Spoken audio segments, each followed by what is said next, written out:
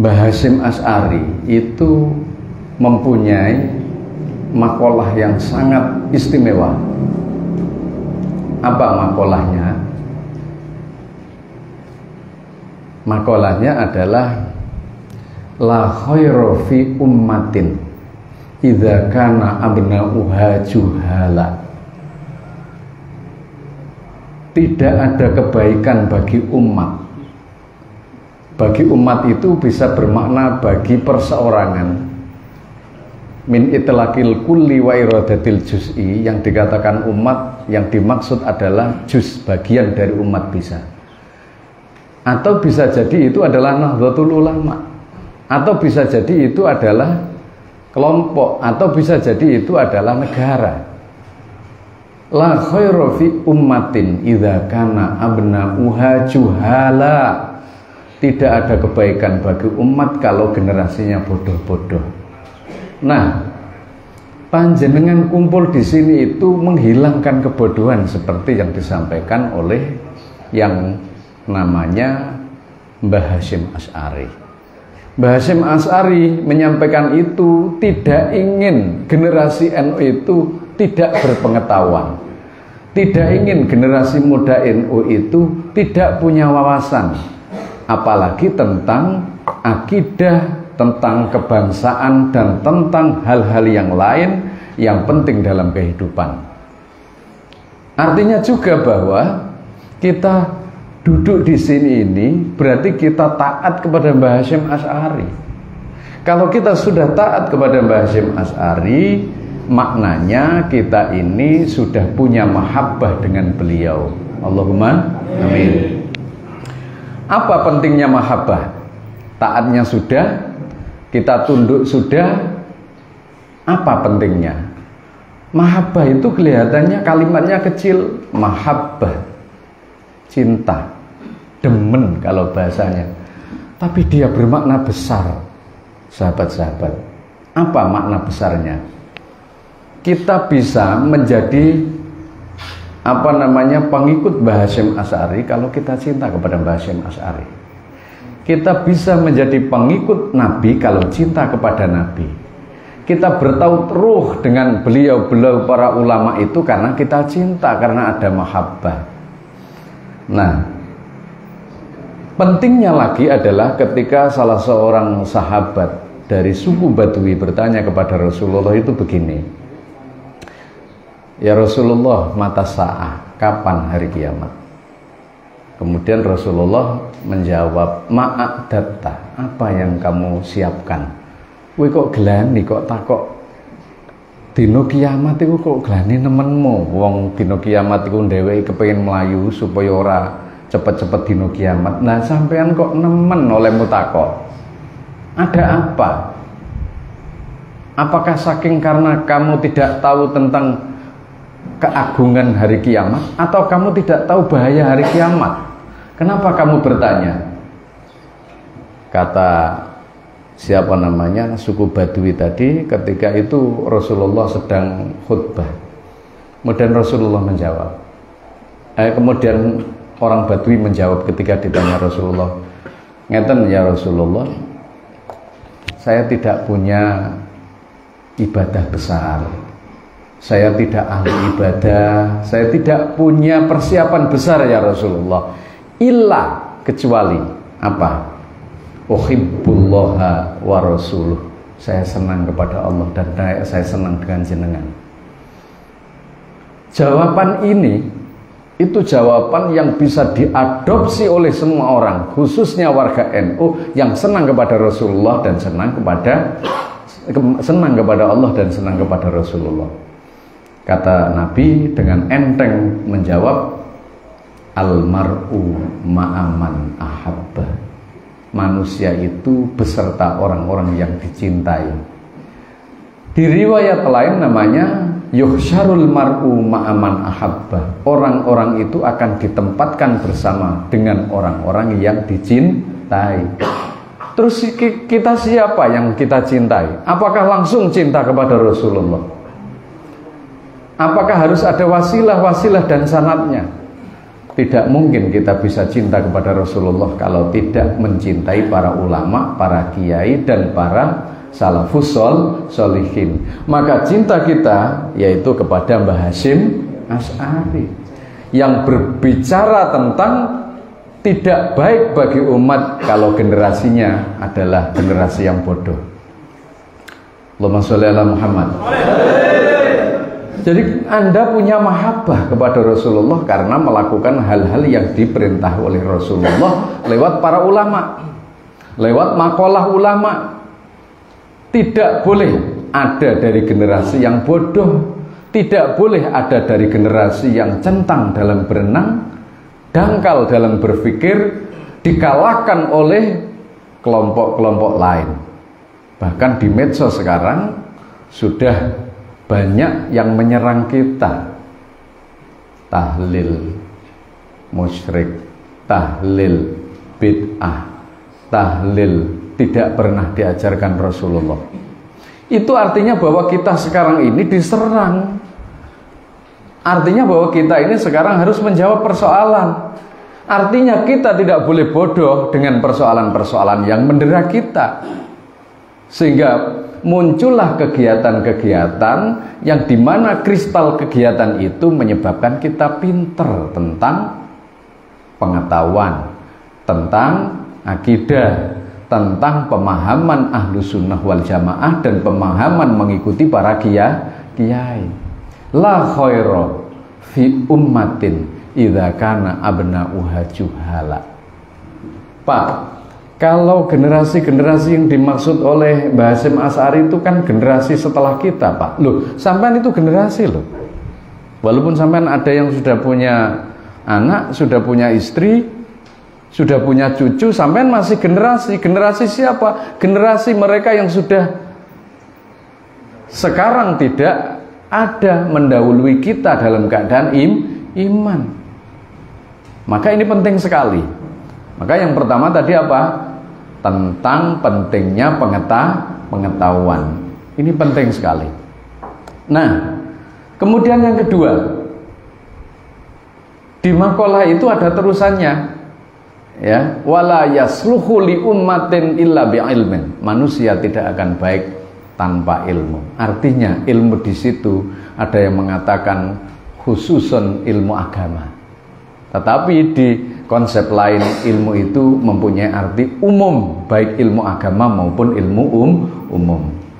Ini adalah satu makalah yang disampaikan oleh Mbah Hasyim Asy'ari yang perlu kita pegang manakala kita menginginkan mahabbah terhadap Mbah Hasyim Asy'ari. Nah, kalau sudah ada mahabbah apa artinya? Sanad kita nyambung kepada Mbah Hasyim Asy'ari. Sanad kita nyambung kepada salafus sholihin, sanad kita nyambung kepada Rasulullah. Sambung sanad inilah yang nanti ada akuntabilitas, pertanggungjawaban di hadapan Allah ketika kita mau melakukan ibadah dengan sanad yang nyambung. Contoh, sampean sholatnya ikut siapa? Dia menjawab, saya ikut Imam Syafi'i. Imam Syafi'i dari siapa? Dari murid-muridnya, mulai dari guru saya menuju gurunya, sampai Imam Syafi'i, sampai kepada imam terusnya Ishaq dan sampai kepada Rasulullah. Artinya selain mahabbah ada namanya sanad riwayat, sanad keilmuan. Jadi yang harus dicatat pertama apa? Mahabbah. Penting gak mahabbah itu? Penting. Tanpa mahabbah kita tidak akan masuk surga. Tanpa mahabbah kita tidak akan punya sanad sampai kepada Rasulullah. Tanpa mahabbah kita tidak akan menjadi orang selamat. Baik, kita lepaskan itu. Kemudian yang kedua sekarang, apa pemahaman yang harus kita pelajari? Apakah kita cukup menggunakan kata-kata saya Islam, kita Islam, kalian Islam, kamu Islam? Tidak. Islam itu bersifat umum, sahabat. Semua orang bisa mengaku Islam, bahkan yang membid'ahkan kita pun mengaku Islam. Orang-orang Salafi Wahabi mengaku Islam. Orang-orang Al-Wasliyah mengatakan Islam. orang-orang Syiah mengatasnamakan Islam. Semua golongan, semua pecahan-pecahan golongan dari Islam itu dia mengatakan saya Islam. Sampai yang demo pun mengatakan saya Islam. Sampai yang terakhir kemarin membawa bendera khilafatul muslimin, saya Islam. Sampai pada Felix dan semuanya, saya Islam. Terus bagaimana cara kita mengidentifikasi supaya Islam itu bisa menjadi hal yang menjadi panutan kita? Apakah hanya washhad bi annana muslimun, Anda harus menyatakan saya Islam? Tidak. Ada namanya Islam Ahlus Sunnah wal Jamaah. Ahlus Sunnah wal Jamaah itu siapa? Yang mengikuti Nabi dan mengikuti jamaah, yakni para sahabat. Itu pun diakui oleh orang-orang selain NU. Bagaimana mereka mengakui? Saya Ahlus Sunnah wal Jamaah, manhaj saya Ahlus Sunnah wal Jamaah. Lihat di channel-channel Salafi Wahabi, manhaj Ahlus Sunnah wal Jamaah. Lihat di channel Syiah, manhaj Ahlus Sunnah wal Jamaah. Lihat di Hizbut Tahrir, kemudian MMI, Majelis Mujahidin, kemudian yang lain, saya Ahlus Sunnah wal Jamaah. Islamnya sudah diakui, Ahlus Sunnah wal Jamaahnya sudah diakui. Seakan seperti Laila Majnun yang sangat cantik, kemudian semua orang ingin mengakui, ya, waslan bihal lail kullu syai'in yudda'a waslan bihal lail. Semua mengakui bahwa Laila itu adalah kekasihnya, sama halnya panjenengan mengaku Luna Maya itu kekasihnya, ya. Orang-orang cantik itu kekasihnya. Tapi yang bermasalah itu apa? Apakah benar Luna Maya itu kekasihnya? Kullu syai'in yudda'a waslan bihal lail. Mereka semua mengakui cinta kepada Laila. Wal lailu la tukir lahum. Tetapi persoalannya, apakah Laila mencintai mereka yang mengakui? Sama halnya mereka mengakui Ahlus Sunnah wal Jamaah. Persoalannya, apakah mereka Ahlus Sunnah wal Jamaah? Apakah mereka benar-benar mengikuti Rasulullah? Apakah mereka benar-benar tidak melakukan larangan Rasulullah? Inilah persoalan-persoalan yang terjadi. Jadi pertama apa? Yang kedua ini adalah Islam Ahlus Sunnah wal Jamaah. Jangan hanya mengatakan saya Islam, saya Ahlus Sunnah wal Jamaah, tapi harus dibuntel. Bahasanya harus diikat dengan apa? Kata-kata an-nahdhiyah. Ulangi.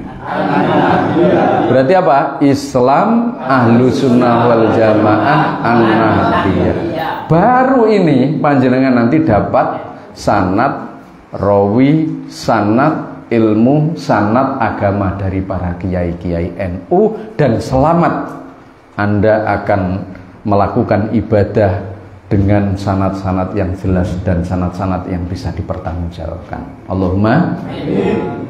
Pokoknya dhewe iki ayo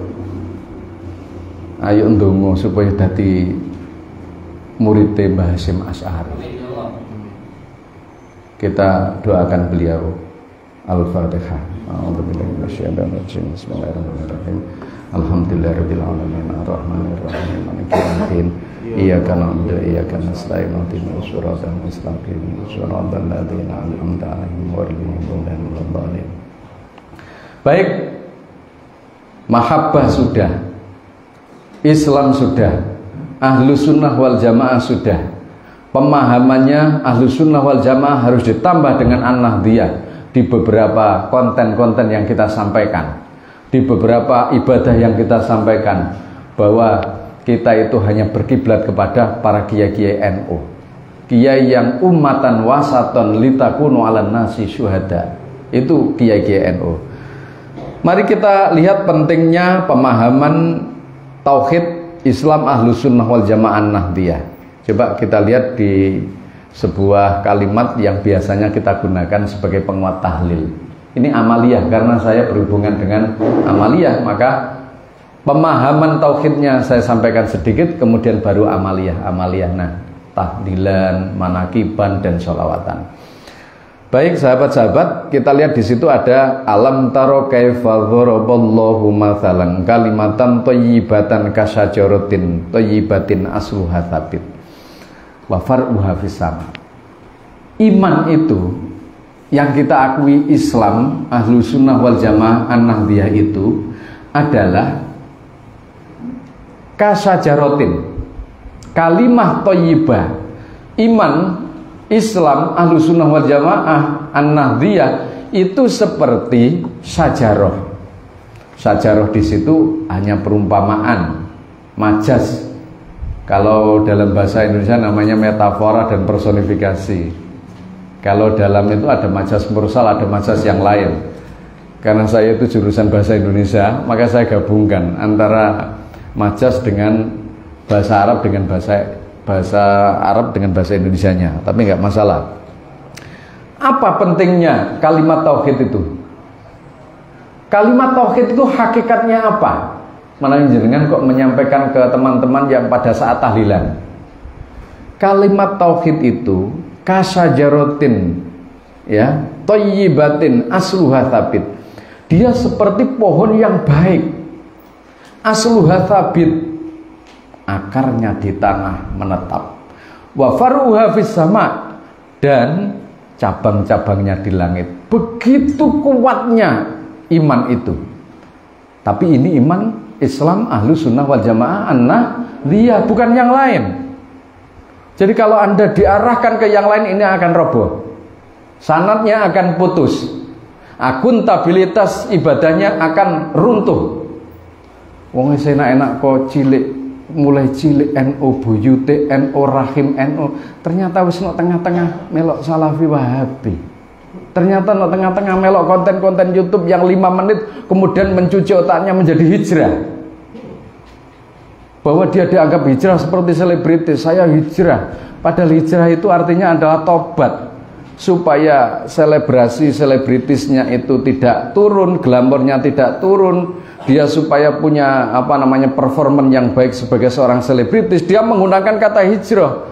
Padahal di NU tidak pernah kata-kata hijrah itu disampaikan, hanya masalah bab ilmu. Man kanat hijratuhu ilallah war rasul, masalah niat. Tapi bukan masalah tobat, walaupun ada hubungannya dengan tobat.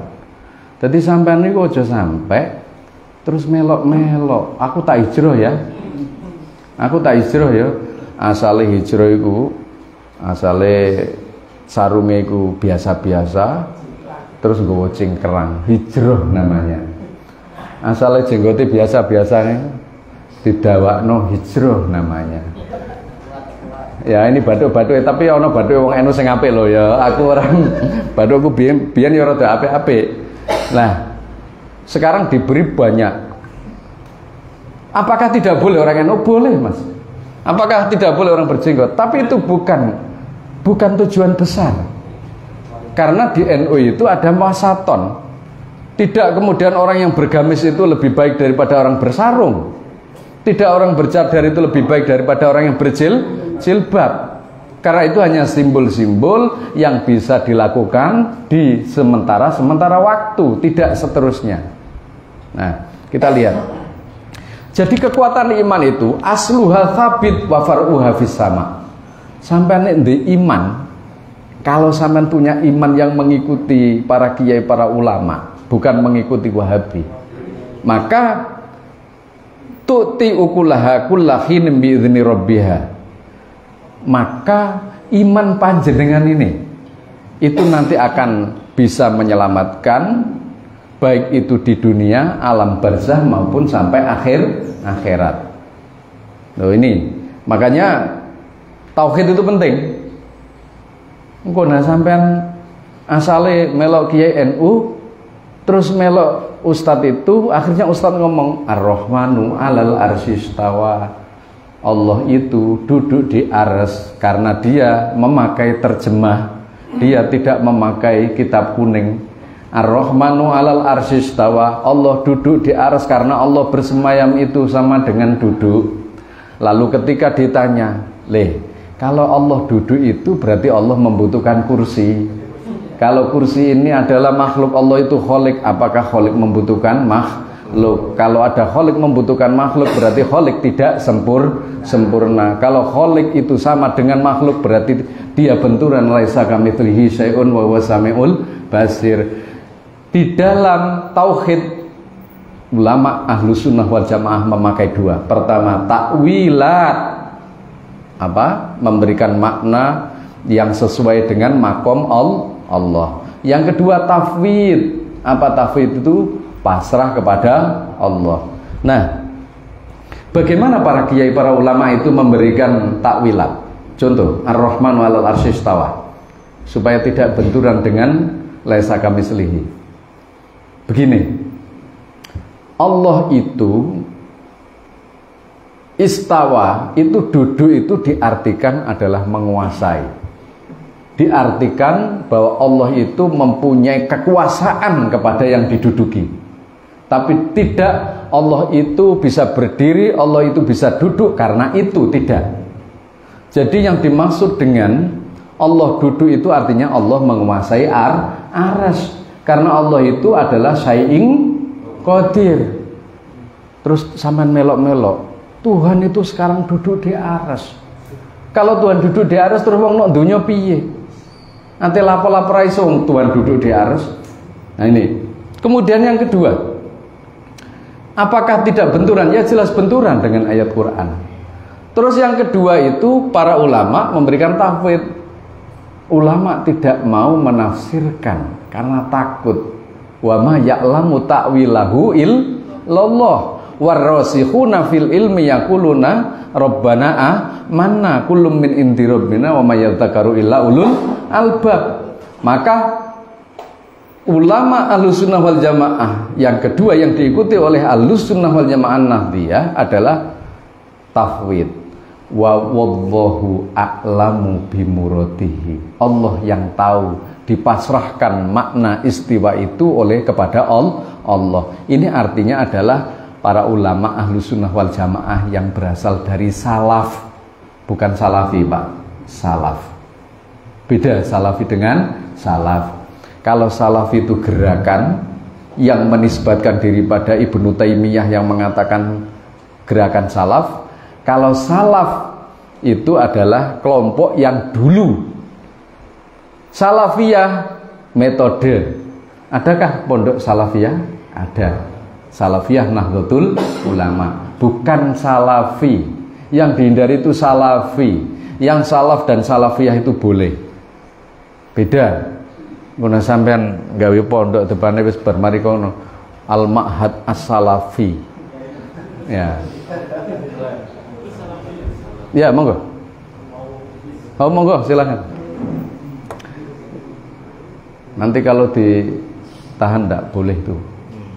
Itu namanya harus Darul Mafasid muqaddamun ala jalbil masalih. Lho ono ae wong NU Sampean ini ya, generasi NU ini, Masya Allah, ilmunya itu lebih banyak daripada mereka yang eksis di medsos. Tapi sampean tahu menyampaikan di medsos. Yang disampaikan itu hanya urusan pribadi. Ate ngopi nok ndi, ya ngopi nok kene. Ngono tok. Wis to melo ikut saya di medsos. Saya itu menghantam Salafi, menghantam Wahabi, Khilafatul Islam, antem sampai serapopo. Kenapa harus begitu? Kita tidak boleh jadi orang yang ketakutan di zaman ini. Falyadharil alima ilmahu. Orang-orang alim maka harus menyampaikan ilmunya. Jangan mengatakan, Pak, ngene iki badhe riyak, Pak. Wis bilang no ngono. Takut akan riya.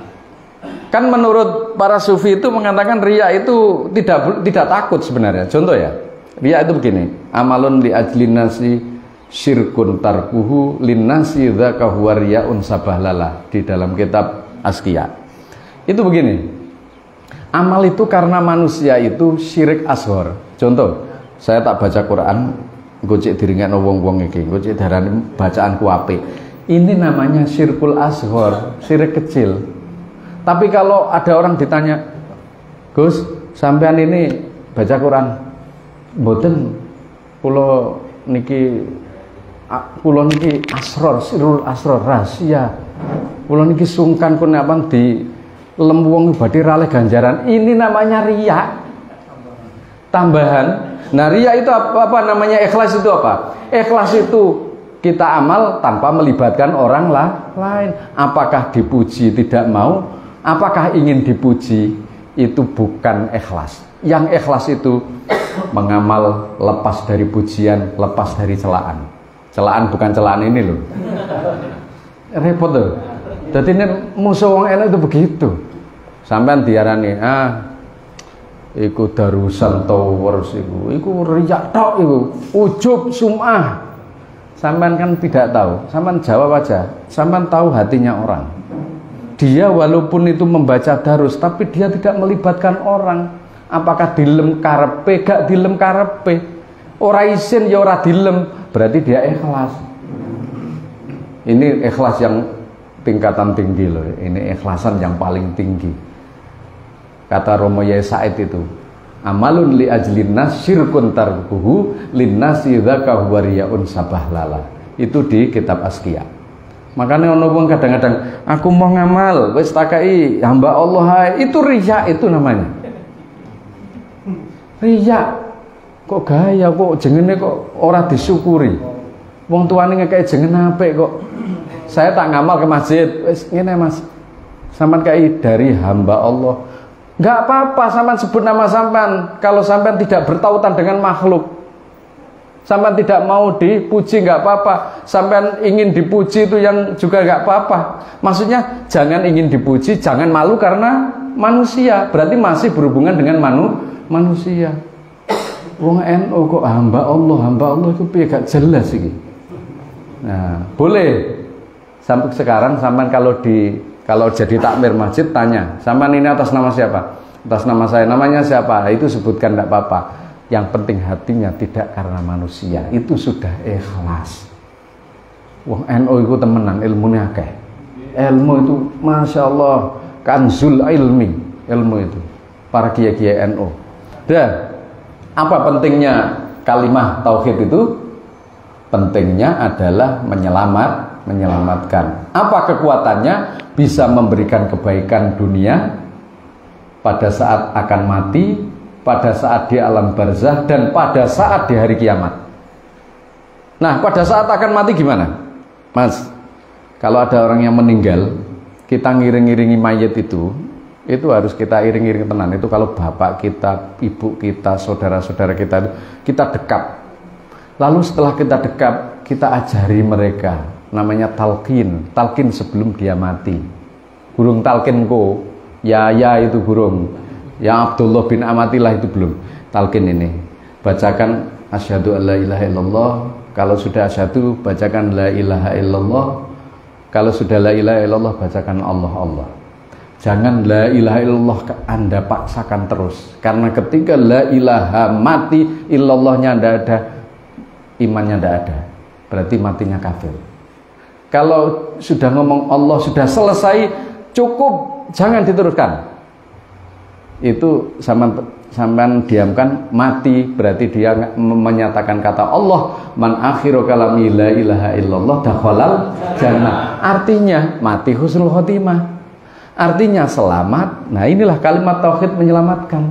Kalau di dunia itu menyelamatkan amalnya, kalau sebelum mati menyelamatkan imannya, kalau di akhirat menyelamatkan dia dari neraka dan dia masuk surga. Faman zuhziha anin nar wa udkhilal jannata faqad faza. Mulane semangat to tahlilan.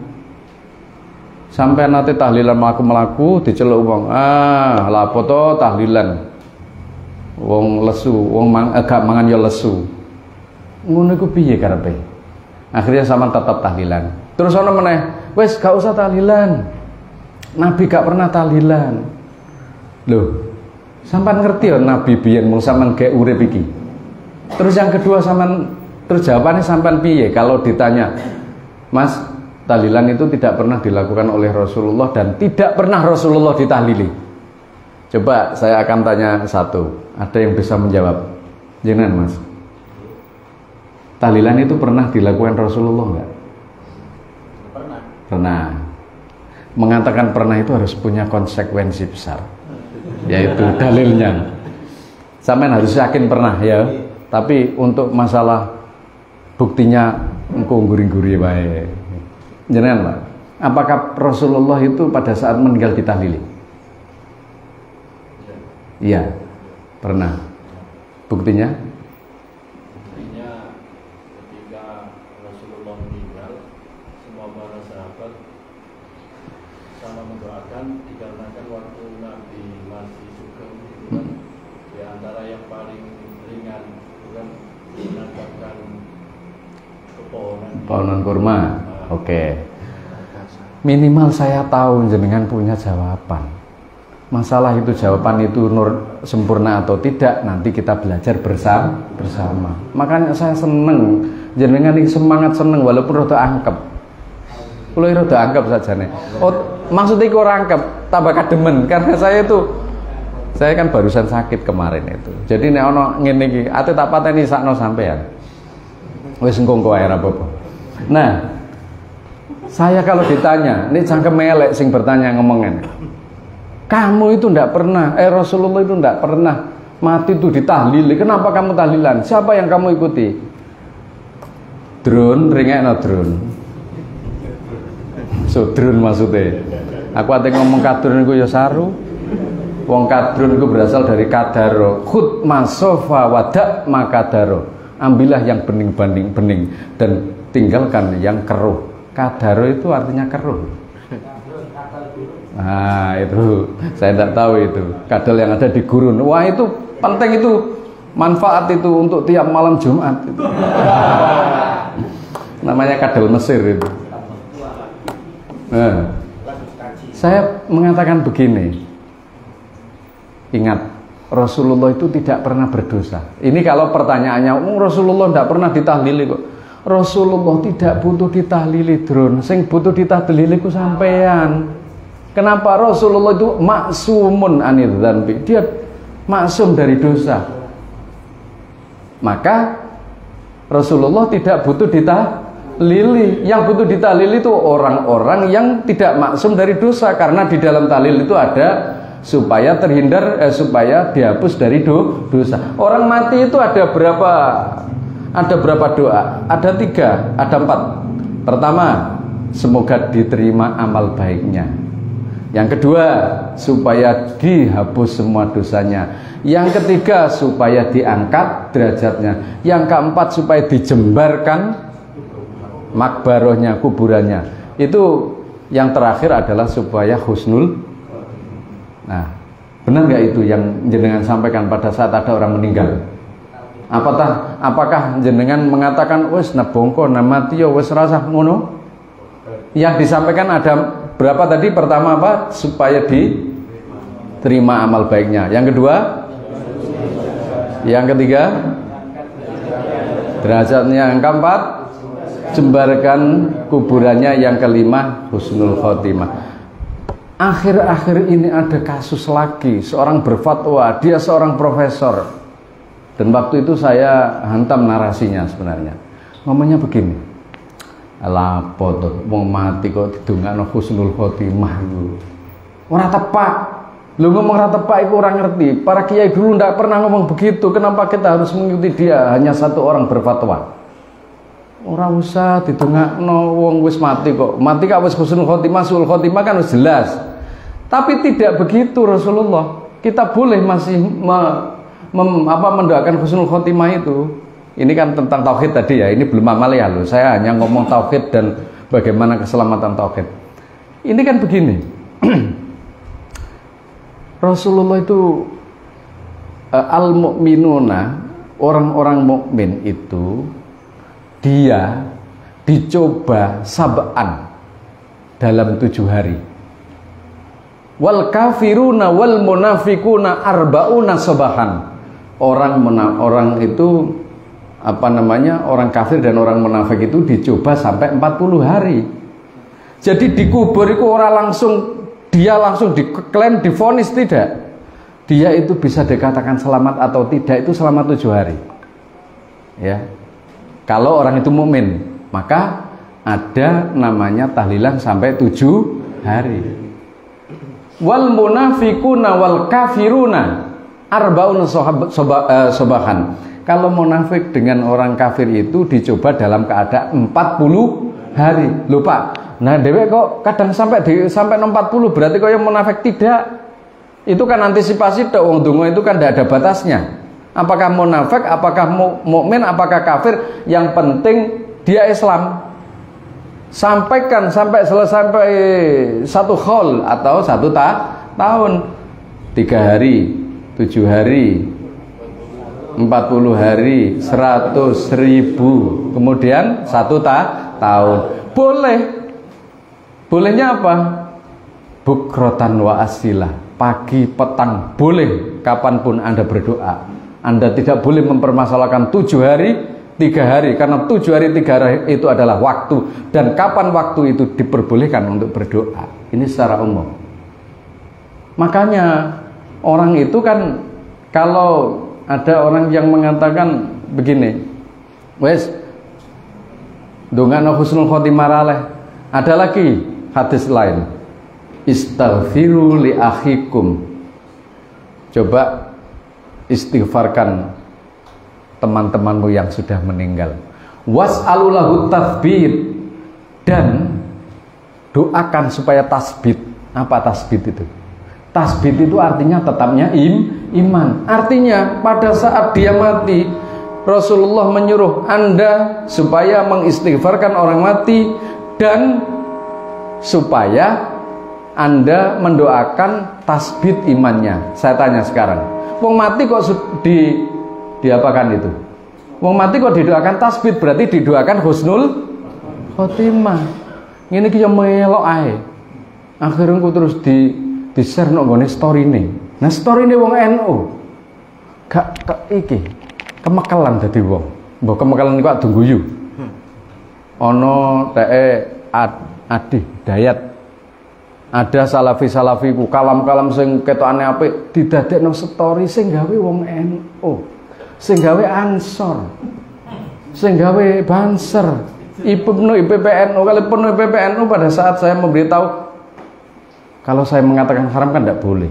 Ojo dilarang. Wong kono yang ngomong haram. Jadi kita itu kadang-kadang itu lemah dalam mengunggah akun-akun, itu lemah. Ora Yai Marzuki ora digawe. Gus Muafik wong dadapan dhewe ora digawe. Terus Yai Said, Yai Miftahul Ahyar kok ora digawe, piye Gusmus gak digawe? Sing digawe sing jenggote dawa-dawa iku. Boleh, orang berjenggot itu boleh. Teman-teman berjenggot itu alhamdulillah sudah punya. Tapi itu tidak sebuah kewajiban.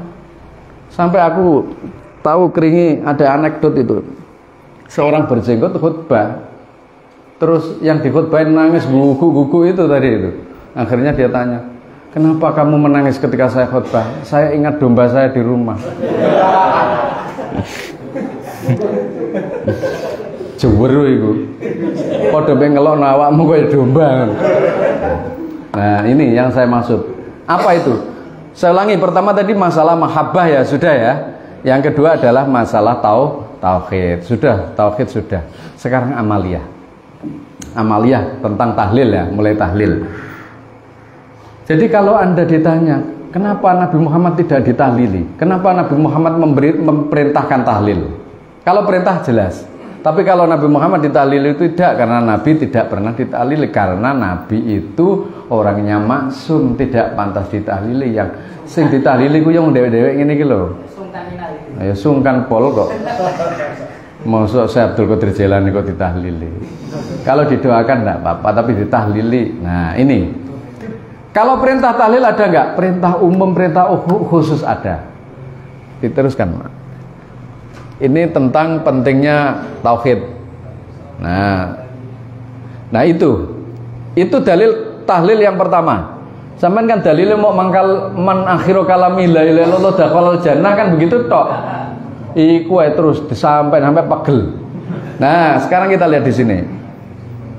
Yutsabbitullahu alladzina amanu bil qauli tsabiti fil hayatid dunya wa fil akhirah.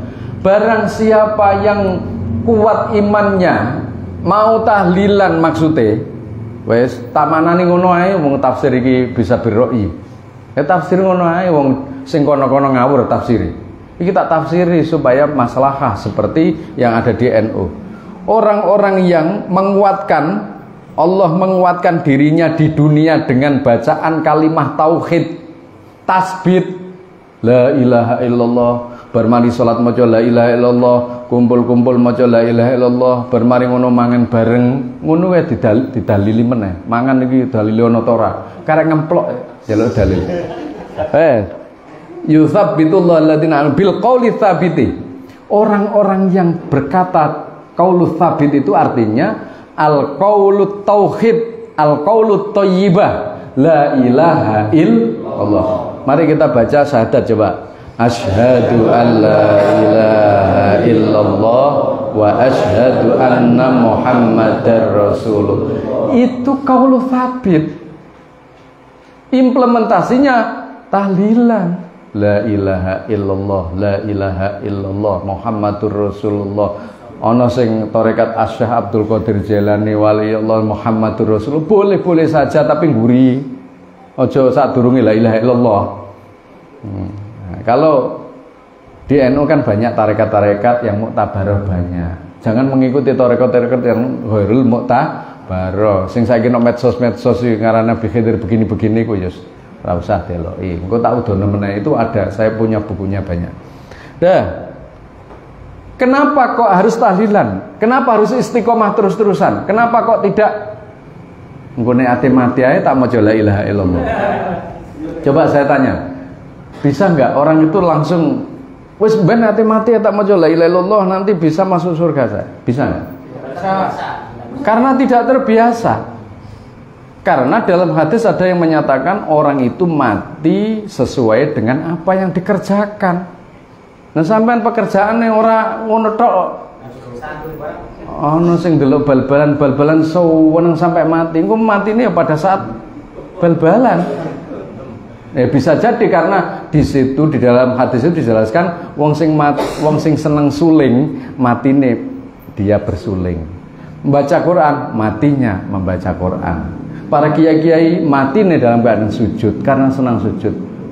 Ya, kalau di prostitusi mati nih bisa nondure.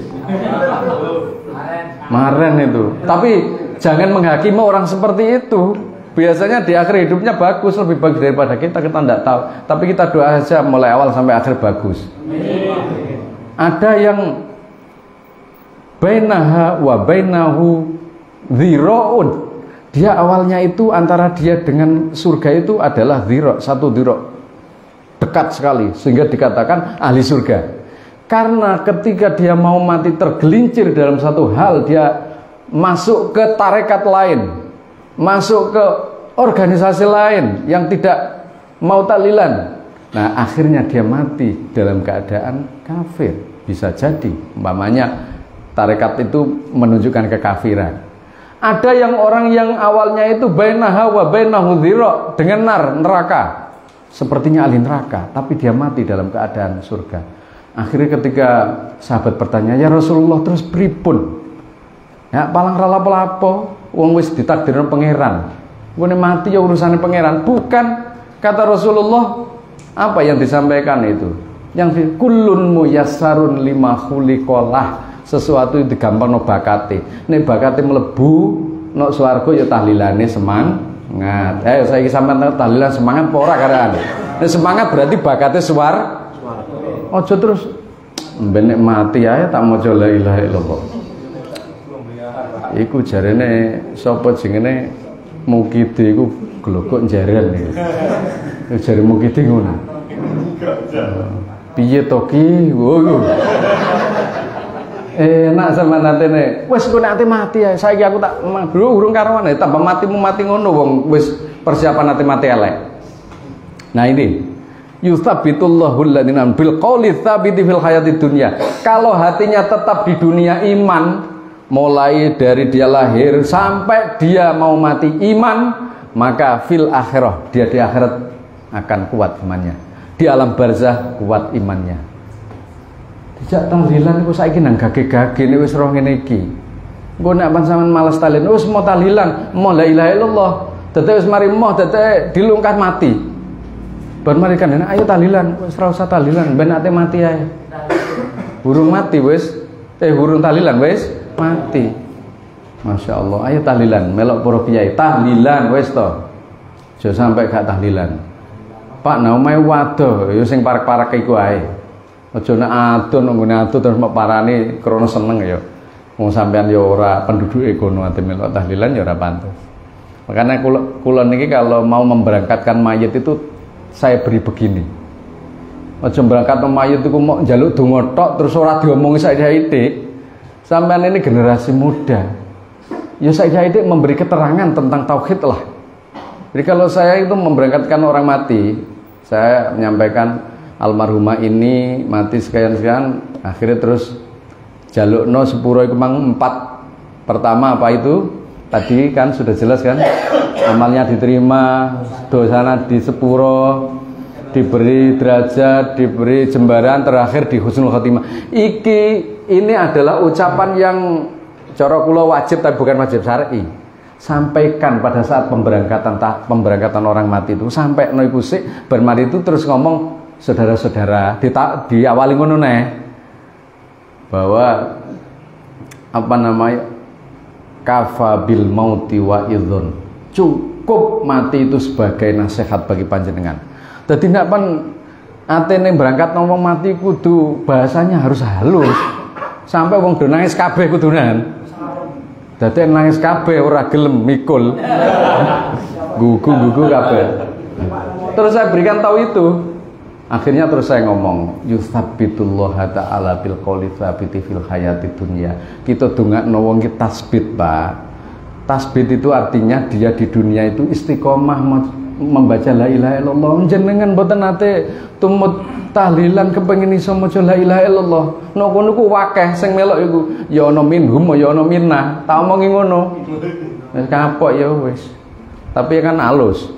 Pokoke nek jenengan kepengin kuat imane tasbih, maca tahlil, melok tahlilan, Pak. Wis to tahlilan. Karena tahlil itu adalah istiqomah membaca la ilaha illallah fil hayati dunya wa fil akhirah. Wis tahlil ini. Dan sudah selesai ini sudah saya katakan selesai tentang mahabbah sudah, kemudian tentang tauhid sudah. Oh? Ada selesai. Yang amaliyah sekarang tahlil secara umum. Dalam tahlil ada apa namanya? Ada sedekah ya. Ada maja tahlil kan? Ada maja wirid, ada maja takbir. Sekarang bagaimana dengan tahlil itu secara jamaah? Ini yang dipertanyakan orang. Tahlil kebiyen tahlilan ono ae, tapi jamaah ngene iki ya ora ono. Ono ae sing ditakokno iku. Engko bar mari ku mangane ya ora oleh. Lho ngono. Teruskan, Mbak. Nah, masih ada terus. Tulisannya ini memang rusak, masalahnya awetnya keliru. Terus ini sempun, ini ngangkat tangan ini dulu. Ini ngangkat tangan ini. Ora usah ngangkat tangan niku bid'ah, biasa ngono. Ngangkat tangan di sini ada. Irfa'u aidikum faqulu la ilaha illallah farafa'na aidina tsumma wada'a Rasulullah sallallahu alaihi wasallam. Ngangkat tangan itu Tuhan itu malu kalau tidak memberi. Tuhan itu malu kalau tidak diijabahi. Jadi Gusti Allah ngene, iki ono anak-anak sahabat-sahabat dari Rijalul Ansor ini mau ngangkat tangan ndonga nang aku. Aku ate rangka iku ya aku izin. Ngono nak Allah itu begitu. Makanya ngangkat tangan. Wong karek ngangkat tangan kok. Ono wong biyen iku pas waktu aku ndonga bareng, ke ora gelem ngangkat tangan. Aku ya mau ndonga muga-muga tangan ora kena banget. Ate ngono kok ora enak kabeh. Lah iku umpamane mandi ngono ya ora kena iso ngangkat tangan tenan niku. Ngangkat tangan niku. Terus ada lagi, jak marhabanan di sekolah saya dulu itu begitu. Dulu itu warnanya biru.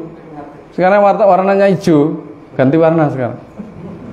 Karena saya di sana itu melakukan itu. Ono sing jak ya Nabi salam ngadeg kabeh kok ono sing orang ngadeg. Pikiran saya itu mau jelek kok ndak bagus. Muga-muga ora iso ngadeg. Ngono kok. Padahal ada cerita tentang orang yang tidak bisa berdiri karena tidak mau marhabanan. Nah, ini Ya tahlil ada ngangkat tangan. Kemudian tahlil ada lagi namanya sedekah. Nah ini yang dipersoalkan. Kalau mereka ngomongi maktam, bukan matam. Maktam. Kalau matam itu kan ya apa panganannya. Kalau maktam ini adalah pesta, dianggap pesta. Nah, apa artinya bahwa kita itu ada berkat? Saya kira sama tak takon nih. Orang-orang yang kumpul dihadirkan di dalam tahlil itu umpamanya radike berkat mulai piye? Yang gremeng kabeh, Pak. Wis ngene iki wis ora tae-taean. Jare pikire jawab wis ra mangan-manganan karena wong ora ngara iso ngisi gak mangan. Jadi kan ra tae-taean ngono. Nah, akhirnya pulang dengan gremeng. Nah, posisi berkat di situ itu para ulama ngomongnya berkah. Bukan berkat itu dibrekno diangkat, bukan. Lah kalau sudah posisi itu makna lain dengan pesta makan. Tapi mereka itu memelintir menjadikan hoax bahwa makan di dalam orang yang pada saat meninggal itu dikatakan pesta makan. Atau kalau dalam bahasa lain itu adalah prevalensi. Itu bukan prevalensi, bukan pesta makan, bukan kemudian ditinggal lalu dia itu disko makan-makan, tidak. Akhirnya dia ngomong, Firanda Adisa ngomong begini. Dari Salafi ngomong begini. Itu haram itu, dimakruhkan itu. Nabi sendiri tidak boleh itu. Hatta Imam Syafi'i tidak boleh dalam kitab Nihayatuz Zain. Ya, dalam kitab-kitab itu. Ada yang dari Syekh Arsyad Al-Banjari itu juga mengharamkan. Ternyata yang diambil itu bukan masalah sodako, sahabat. Yang diambil itu adalah marojek, referensi literasi tentang pesta makan. Maka di situ ngomongnya dalam Nihayatuz Zain ngomong akrohul maktam. Saya memakruhkan, mengingkarkan orang makan pada saat tahlil. Padahal itu bukan tahlil. Jadi kita itu salah. Mereka itu ngelokno apa ya? Membuat dalil sendiri atau dilokno dewe. Membuat istilah tahlil tapi juga dilokno dewe. Dia mengatakan tahlil begini terus dilokno tahlile iku mang. Padahal tahlil bukan begitu. Di dalam tahlil itu ada namanya sedekah. Apa dasarnya sedekah? As-shadaqatu tadfa'ul bala. Apa khususnya? As-shadaqatu tadfa'u sab'un wa sab'ina balaan. As-shadaqatu tadfa'u maitatasu. Sedekah itu bisa menghindarkan diri dari mati dalam keadaan su. Inilah yang dimaksud dengan berkah itu. Banyak dalil yang lain, lebih dari 1000 dalil. Kalau ini dipahami 1 bulan belum selesai. Mulane tak jupuki kita ae. Oh iki ya wis adzan. Iki urung adzan to iki. Nah, iki lho sing dimaksud Gus Yakut biyen iki. Volumenya kecilkan. Bukan masalah pelarangan adzan. Terus digoreng, Pak. Terus memfitnah Gus Yakut. Akhirnya dianggap katanya melarang adzan. Kan bahaya tuh itu. Nah ini ki wong NU ora ngerti, ya melok nge-share. Dianggap dia itu sudah benar karena sebagai takmir masjid. Padahal tidak. Cilik nolah, golek ana wong loro lho ora iso turu. Benar gak itu? Ono pinggir loro ora iso turu. Kecilkan, pakai mesin dalam kalau pada saat sudah jam 10. Kenapa? Ini karena kita itu tidak kuat dalam loyalitas dan tidak pernah mempertahankan para tokoh kita, sehingga tokoh kita dibully, kita malah membantu mereka. Kalau tidak bisa diam, jangan membantu. Kalau tidak bisa diam, jangan membuli, karena mereka adalah tokoh kita. Itu yang saya maksud. Melane ini diri Jalul Ansor itu harus dikuatkan. Yang paling akhir, karena sudah seperti ini nanti ada tanya jawab kalau bisa, kalau enggak nggak apa-apa, aku cepet mulai. Nah, yang paling akhir adalah Yasin dan surat Kahfi. Kono-kono ngomong, mari hari Jumat kita baca surat Kahfi, kan ngono ta? Degradasi. Kita dulu kan Yasin tahlil kan. Saiki ngomongan mari kita baca surat Kahfi di malam Jumat. Iku sing yang apa ya? Yang ngepost ku wong NU, Pak. Gak pikir iki pegel. Apa bedanya surat Yasin dengan surat Kahfi? Surat Yasin itu untuk kita dan orang yang di alam kubur. Surat Kahfi untuk kita sendiri. Sing mau pilih apa? Karo-karone ya apik, ya ono dasare. Tapi wong NU ku aja terus melok koyo salaf.